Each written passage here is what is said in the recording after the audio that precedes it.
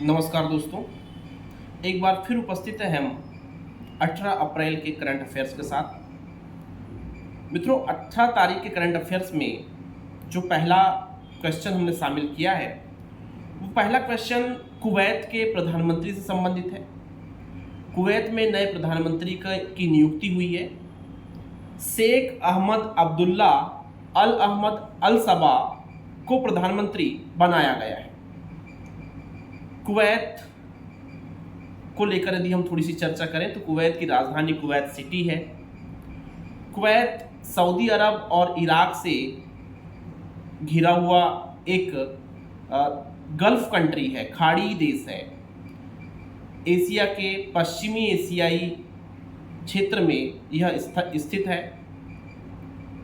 Kuwait तेल के उत्पादन के लिए काफ़ी प्रसिद्ध है।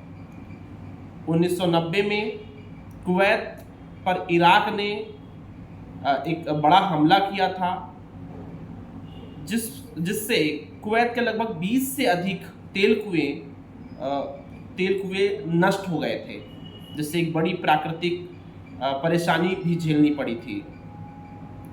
दोस्तों, अगर आपने एक बॉलीवुड में फिल्म भी आई है एयरलिफ्ट फिल्म, जो कहीं ना कहीं अक्षय कुमार उसके मुख्य अभिनेता के रूप में अक्षय कुमार ने कार्य किया है। वह फिल्म कुवैत और इराक के बीच में युद्ध को लेकर ही संदर्भित की गई है, प्रस्तुत की गई है। तो एयरलिफ्ट मूवी अगर आपने देखा होगा तो जरूर आपको कुवैत समझ में आ गया होगा। इसकी जो मुद्रा है वो कुवैती दिनार आपको कुवैत की मुद्रा करेंसी के रूप में ध्यान रखना है। ठीक है। दूसरा क्वेश्चन जो हमारे करंट अफेयर्स 18 तारीख करंट अफेयर्स में आपको देखने को मिलेगा, वो माल व्यापार घाटे से संबंधित है। माल व्यापार घाटा, ट्रेड डेफिसिट जिसे कहा जाता है। तो व्यापार घाटे को लेकर यदि हम बात करें तो व्यापार घाटा से तात्पर्य है जब निर्यात की अपेक्षा हम आयात अधिक करते हैं तो उसे व्यापार घाटा कहा जाता है। मार्च महीने में माल व्यापार घाटे में कमी आई है, ऐसा भारतीय वित्त मंत्रालय, भारतीय आर्थिक रिपोर्ट के माध्यम से ये मतलब इंडियन इकोनॉमिस्ट ने इस प्रकार से बताया है कि मार्च में कमी आई है माल आर्थिक घाटे में, तो व्यापार घाटे में। तो व्यापार घाटा आपको ध्यान रखना है कि जब निर्यात की अपेक्षा आयात अधिक होता है तो व्यापार घाटा होता है। आयात का अर्थ होता है विदेश से कोई वस्तुओं को मंगवाना, और निर्यात का मतलब होता है विदेश में अपनी वस्तुओं का विक्रय करना। ठीक है। इसके बाद जो तीसरा क्वेश्चन है वो है मार्च में भारत का जो कुल निर्यात है लगभग 70.21 अरब डॉलर के करीब पहुंच गया है। निर्यात से आप जानते ही है, निर्यात का मतलब ही है विक्रय करना, है ना। तो कहीं ना कहीं ये आपको ध्यान रखना है कि मार्च में भारत का कुल निर्यात 70.21 अरब डॉलर के करीब पहुंच गया है। आगे हम बात करें तो जो चौथे नंबर का क्वेश्चन है, वो चौथे नंबर का क्वेश्चन है सिंगापुर से संबंधित है। सिंगापुर में भी नए प्रधानमंत्री की नियुक्ति हुई है, लॉरेंस वोंग। ध्यान रखेंगे, सिंगापुर में नए प्रधानमंत्री की नियुक्ति हुई है। नए प्रधानमंत्री का नाम है लॉरेंस वोंग सिंगापुर के नए प्रधानमंत्री नियुक्त हुए हैं। यह आपको ध्यान रखना है। लॉरेंस वोंग को लेकर यदि हम बात करें तो लॉरेंस वोंग जो है सिंगापुर के प्रधानमंत्री नियुक्त हुए हैं। सिंगापुर एक द्वीपीय देश कह सकते हैं, द्वीपीय देश है जो मलक्का जल संधि के पास में दक्षिण चीन सागर से लगा हुआ एक द्वीपीय देश है सिंगापुर की राजधानी सिंगापुर सिटी है। सिंगापुर में अंग्रेजी, मलय, मंदारिन और तमिल जैसी भाषाएं प्रमुखता से देखने को मिलती है। बहुत सांस्कृतिक विविधता वाला देश है सिंगापुर, और कहीं ना कहीं पर्यटन के संदर्भ में भी काफ़ी इन्होंने इन्हेंस किया है, और वो कहीं ना कहीं इनकी इकोनॉमी में एक बड़ा रोल प्ले करता है। इसके अलावा मलक्का जल संधि में स्थित होने के कारण इसको वहाँ के जो रणनीतिक कंडीशन है उसका भी बहुत ज़्यादा लाभ मिलता है सिंगापुर को। तो सिंगापुर को आपको याद रखना है। सिंगापुर को लेकर एक छोटा सा पॉइंट और बता देता हूँ मैं कि यूके से, मतलब ब्रिटिश ब्रिटेन से ये 1963 में स्वतंत्र हुआ है। मतलब जिस प्रकार से भारत ब्रिटेन के कब्जे में रहा है, भारत 1947 में स्वतंत्र हुआ है, ठीक वैसे ही सिंगापुर भी 1963 में ब्रिटेन से स्वतंत्र हुआ है। आगे बात करते हैं, चर्चा को आगे बढ़ाते हैं। तो चर्चा में जो पांचवा क्वेश्चन है, पांचवा क्वेश्चन हमने लिया है आईएमएफ से संबंधित है। आईएमएफ की चर्चा मैंने लास्ट 17 अप्रैल का जो करंट अफेयर्स है उसमें भी चर्चा काफ़ी किया है आईएमएफ को लेकर। तो यहाँ पे मैं स्पेशल कोट करूंगा कि भाई जिन्होंने 17 अप्रैल का करंट अफेयर्स नहीं देखा तो वो एक बार जरूर देख लें, क्योंकि उसमें आईएमएफ के बारे में मैंने चर्चा किया है। यहाँ पर मैं आईएमएफ के बारे में इतना बताना चाह रहा हूँ आप लोगों को कि आईएमएफ ने इंटरनेशनल मॉनेटरी फंड ने एक रिपोर्ट जारी किया, अंतर्राष्ट्रीय मुद्रा कोष ने एक रिपोर्ट जारी किया है, और उस रिपोर्ट का नाम है विश्व आर्थिक आउटलुक रिपोर्ट। विश्व आर्थिक आउटलुक रिपोर्ट मतलब वर्ल्ड इकोनॉमिक आउटलुक रिपोर्ट। उस वर्ल्ड इकोनॉमिक आउटलुक रिपोर्ट में आईएमएफ ने कहा है कि भारत की जो विकास दर है 2024 में वो 6.8% रहेंगी। ये उन्होंने अनुमान अपना बढ़ाया है, इसके पहले 6.5% का उनका अनुमान था, वो 6.8% कर दिया है उन्होंने 2024 की विकास दर को। वहीं 2025 की विकास दर की यदि हम बात करें तो 2025 की विकास दर को उन्होंने 6.5% माना है।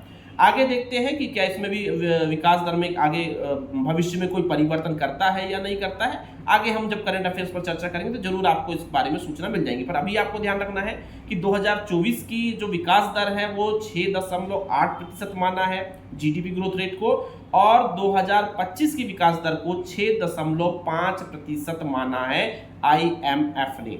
ठीक है, तो आईएमएफ के बारे में अगर और ज़्यादा आप जानकारी देखना चाहते हैं तो 17 अप्रैल करंट अफेयर्स में आईएमएफ के बारे में, उसकी स्थापना के बारे में भी चर्चा किया है।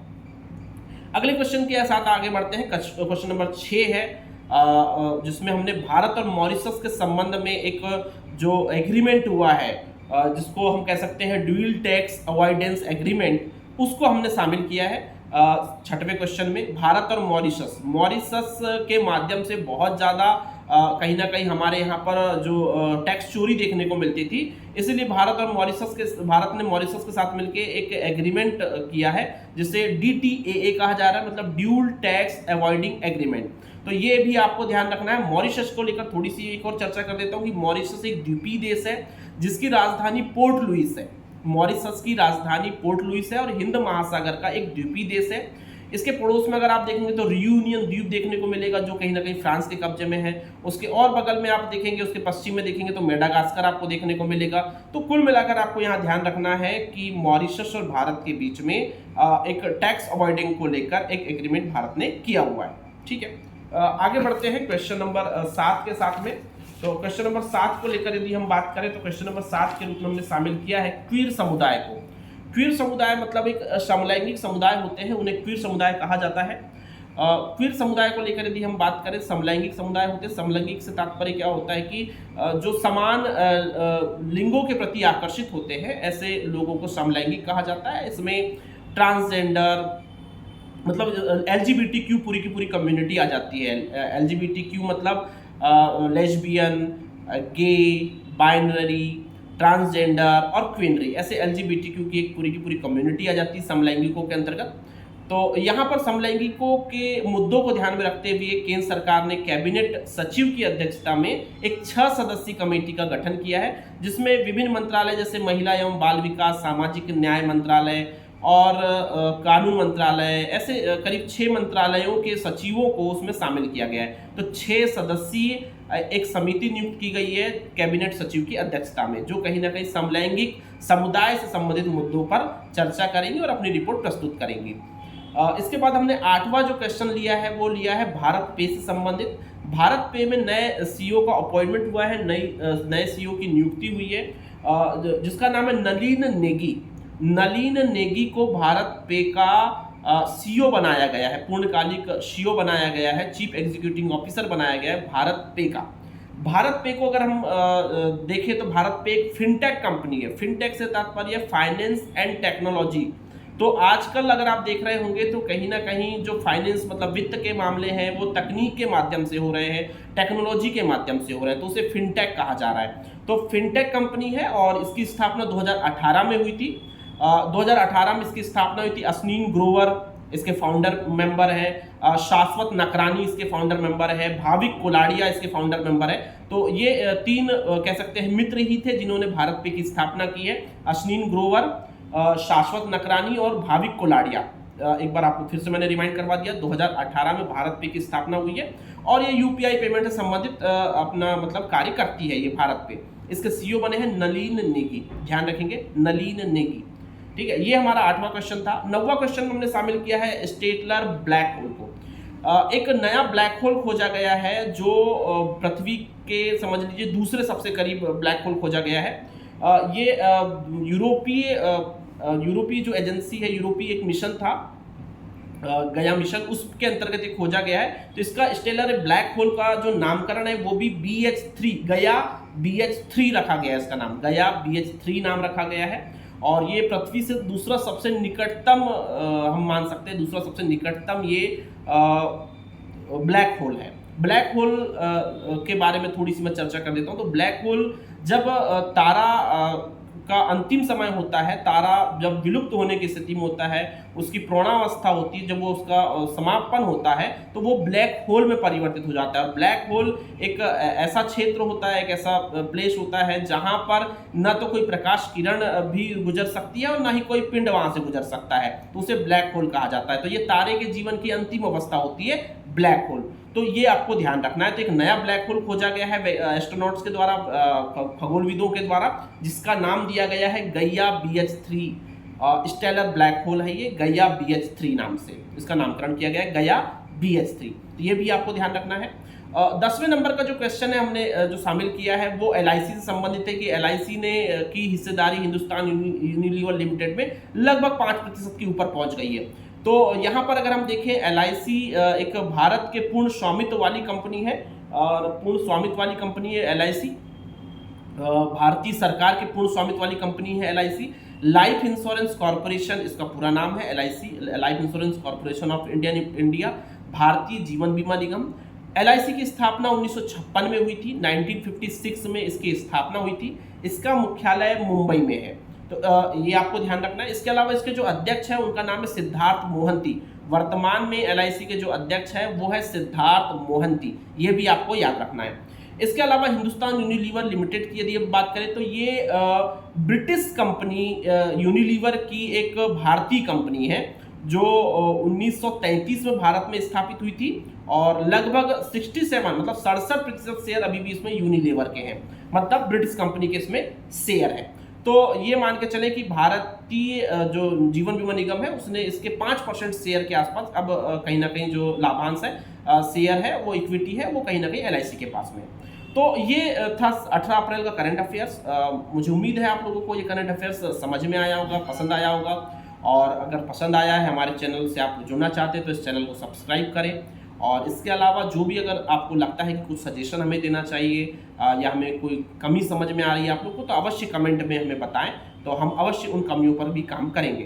तो ठीक है मित्रों, अब यहाँ पर मैं आपसे अलविदा कहूँगा और मिलेंगे हम कल नए करंट अफेयर्स के साथ, नई चर्चाओं के साथ। धन्यवाद, नमस्कार।